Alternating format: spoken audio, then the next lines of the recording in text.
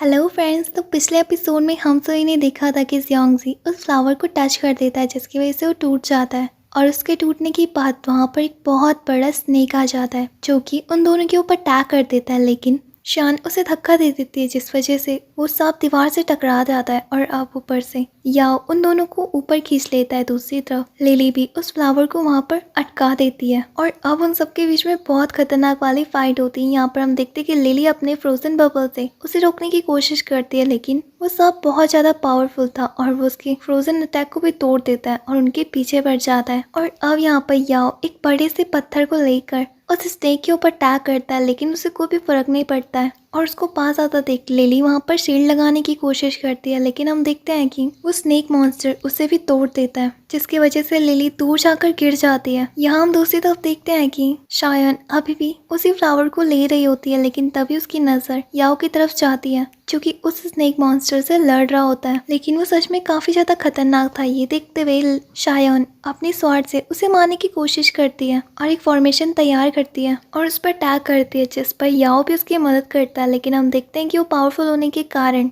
शायन को ही दूर फेंक देता है लेकिन शायन को चोट ना लगी इसलिए याओ उसे पकड़ लेता है और उसको चोट लग जाती है। और इन सारी चीज़ों को डोंगयांग और योंगजी भी देख रहे होते हैं जो कि साइड में छुपे हुए थे।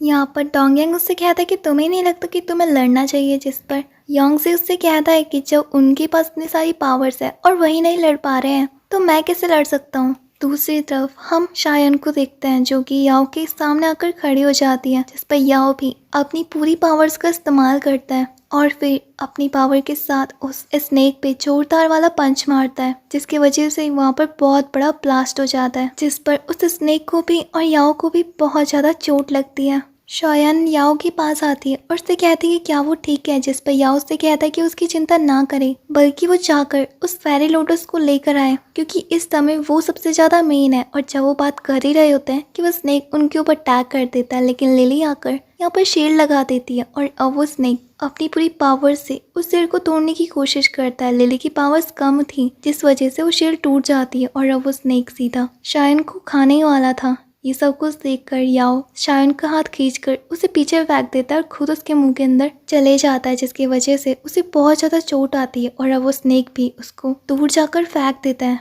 यहाँ अब लिली भी बहुत ज्यादा कमजोर पड़ चुकी थी पर हम शायन को देखते हैं जो कि उस स्नेक के सामने खड़ी हो जाती है बट लिली उसे मना करती है और कहती है कि इस समय तुम्हें फेरी लोटस को लेना होगा, इसे मैं संभाल लूंगी। जिस पर शान कहती है कि नहीं, इसको सबसे पहले ख़त्म करना होगा और उसके बाद ही मैं फेरी लोटस के पास जाऊंगी। और अब शायन उस स्नेक का ध्यान भटकाने लगती है कि तभी वहाँ पर से वही मैजिक वेपन का बॉक्स मिलता है। लिली उसे वार्निंग देती है कि वो उस मैजिक वेपन का इस्तेमाल नहीं करे लेकिन शायन अपना खून निकाल कर उसके ऊपर डाल देती है जिसके बाद वो मैजिक वेपन एक्टिवेट हो जाता है और उसके अंदर से एक बो निकलता है जिसका नाम हाओ यी था।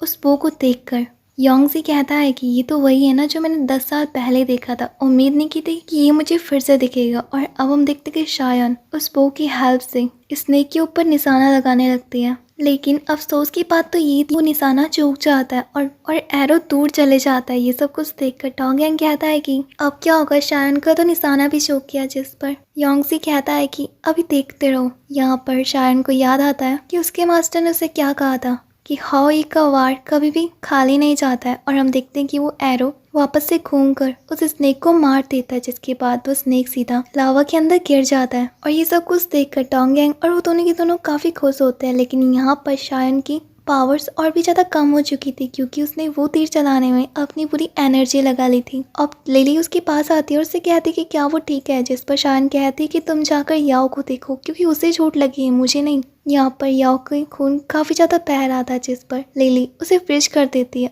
और बताती है कि हमें जल्दी से लोटस को लेकर यहाँ से निकलना होगा। लेकिन तभी शान के पीछे से एक बहुत बड़ा स्नेक ड्रैगन आता है जो कि बहुत ज्यादा खतरनाक और डरावना भी दिख रहा था। उसकी पावर्स भी काफी ज्यादा थी। ये सब कुछ देखकर योंगजी कहता है कि मुझे नहीं लगता अब वो उससे लड़ पाएगी। यहाँ पर शायन अपना वार करने की कोशिश करती है बट वो निशाना नहीं लगा पा रही थी क्योंकि उसके अंदर एनर्जी खत्म हो चुकी थी। और तभी डोंगयांग अपने बगल में देखता है कि योंगजी वहाँ से गायब है।